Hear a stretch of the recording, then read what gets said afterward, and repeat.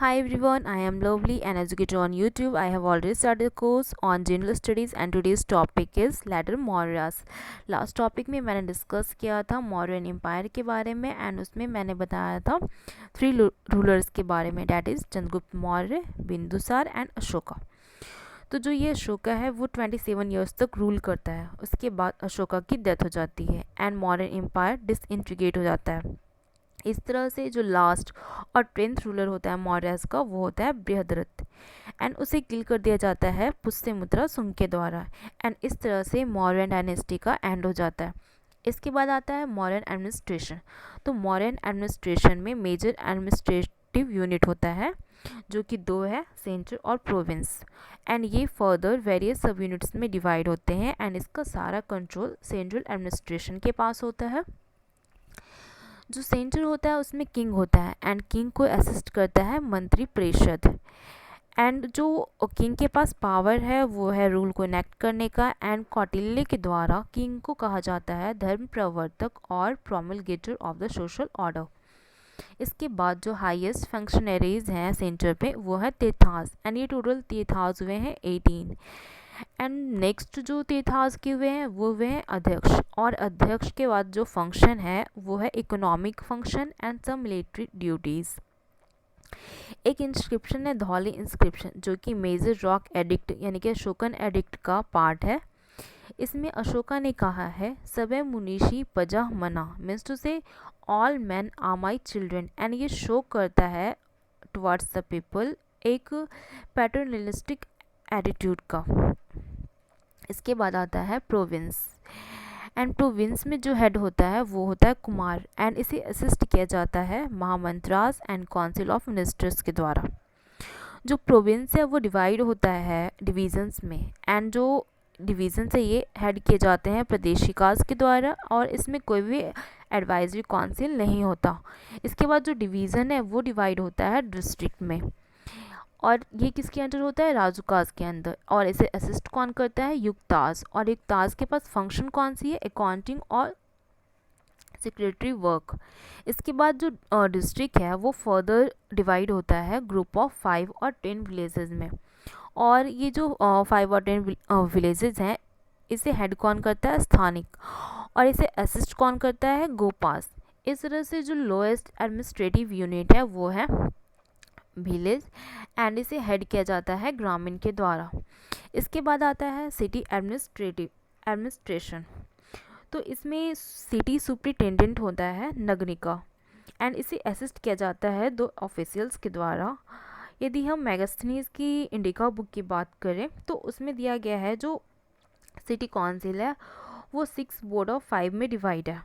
जो first board होता है उस वो होता है इंडस्ट्रियल आर्ट से रिलेटेड, जो सेकंड बोर्ड है वो है एंटरटेनमेंट ऑफ फॉरेन से रिलेटेड, जो थर्ड है वो है रजिस्टर वर्थ एंड डेथ से रिलेटेड, जो फोर्थ है वो है regulation of trade and commerce से रिलेटेड, जो फिफ्थ है वो है सुपरवाइज मैन्युफैक्चर्ड आर्टिकल से रिलेटेड, जो सिक्स्थ है वो है prices of goods sold and इन्वेशन of the tax से रिलेटेड।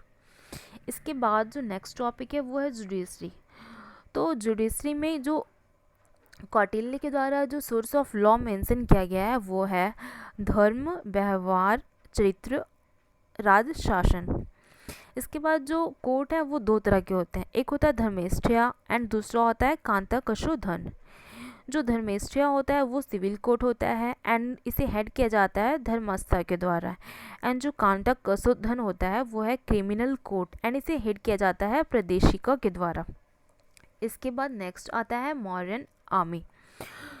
तो मैगस्थनीज की जो इंडिका बुक है उससे जो डेटा मिला है उसमें बताया गया है जो चंद्रगुप्त मौर्य है उसके पास एक डिस्पोजल और फॉर्मिडेबल मीन्स उसे भयंकर आर्मी थी। अप्रॉक्स 6 lakhs आर्मी थी जिसमें फुट सोल्जर्स थे, एलिफेंट्स थे, हॉर्सेस थे एंड उसमें 30,000 के अप्रॉक्स कैवलरी थी एंड 900 एलिफेंट्स थे। नॉन नेक्स्ट टॉपिक है स्पाइनोज नेटवर्क। तो इसमें क्या था ना कि जो स्पाइस थे जासूस थे वो दो तरह के थे, एक तो संस्थान थे एंड दूसरे संचारी थे, मीन्स टू से एक स्टेशनरी थे और एक वॉन्डरिंग थे जो कि इधर उधर घूमते थे। एंड जो स्पाइस है उन्हें कहा गया है eyes and years of the king, उन्हें गुधु पुरुषा भी कहा गया है। एंड स्पाइस में वोमेन भी इंक्लूड होते थे। एंड जो ये कौटिल्य का अर्थशास्त्र है उसमें एक ग्रेट डिस्क्रिप्शन है इसके बारे में। इसके बाद नेक्स्ट टॉपिक आता है रेवेन्यू एडमिनिस्ट्रेशन। तो रेवेन्यू एडमिनिस्ट्रेशन के कई सोर्सेज थे, जैसे rural areas, mines, road, traffic, plantation, forest, इन सभी पे टैक्स। एंड जो ये सारा इंटायर किंगडम का जो रेवेन्यू कलेक्शन था वो समहर्ता के द्वारा सुपरवाइज्ड किया जाता था। कुछ इम्पॉर्टेंट टैक्सेस हैं जैसे कि भागा, बलि, शुल्का। तो जो भागा है वो है लैंड रेवेन्यू, एंड ये क्या था, प्रोडक्शन का 1/6 शेयर। एंड नेक्स्ट आता है बलि। बलि क्या है, एक एडिशनल टैक्स है। नाउ आता है शुल्का। शुल्का क्या है, कस्टम ड्यूटी है। नाउ नेक्स्ट टॉपिक है सोशियो इकोनॉमिक लाइफ। इसमें सोशल लाइफ, इसमें क्या है कि कास्ट सिस्टम होता था।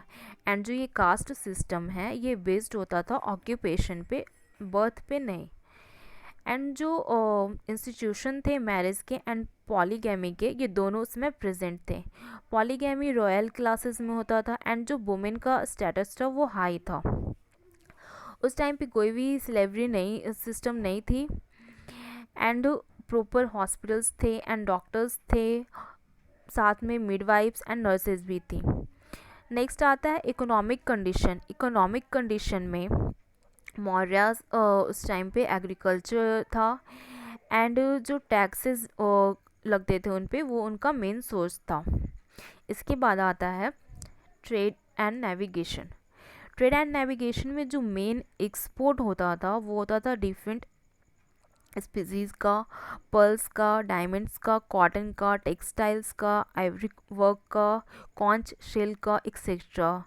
एंड जो मेन इंपोर्ट था उसमें होता था horses, gold, glass, Lenin, etcetera. Now आता है ट्रेड रूट्स। तो ट्रेड रूट्स में क्या है कि जो इम्पॉर्टेंट इंटरनल ट्रेड रूट है वो नॉर्थ से साउथ वेस्ट रूट में था, जो कि श्रावस्ती से प्रतिष्ठान तक था।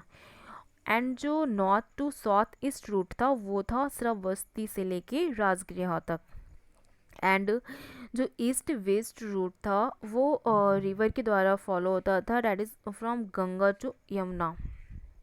रॉयल हाईवेज थे from north west to Pataliputra, जो कि एक इम्पॉर्टेंट रूट था। एंड ये एक्सटेंड था गंगा से लेके तमरापली तमरापली तक। एंड नेक्स्ट आता है क्राफ्ट एंड इंडस्ट्रीज़। तो इसमें जो कॉटन फैब्रिक्स था वो बनता था मदुरई, कलिंगा, काशी, वत्सा एंड महिषा एक्सेट्रा में। एंड जो लेनिन फैब्रिक्स था वो दुकुला, काशी, पुंड्रा एक्सेट्रा में बनता था। फिर आता है करेंसी।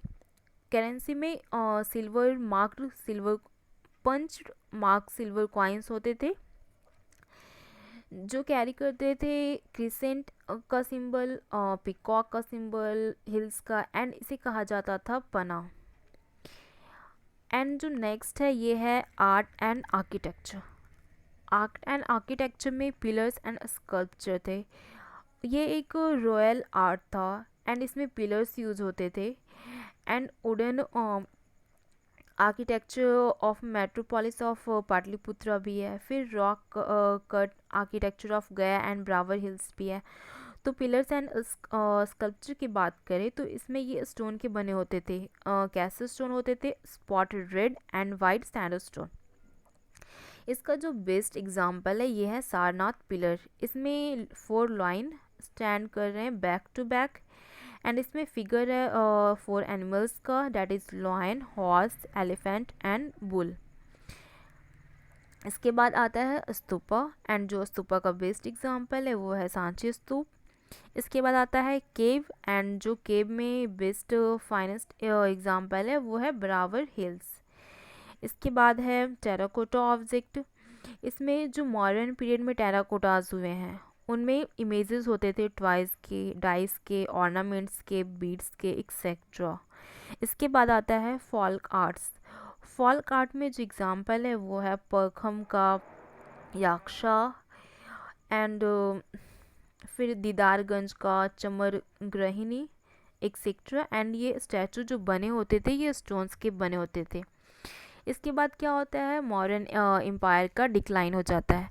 एंड मौर्यन एम्पायर का के डिक्लाइन होने का कई कारण हैं, जैसे कि अशोका का डेथ होना एंड और भी इम्पॉर्टेंट रीजंस हैं।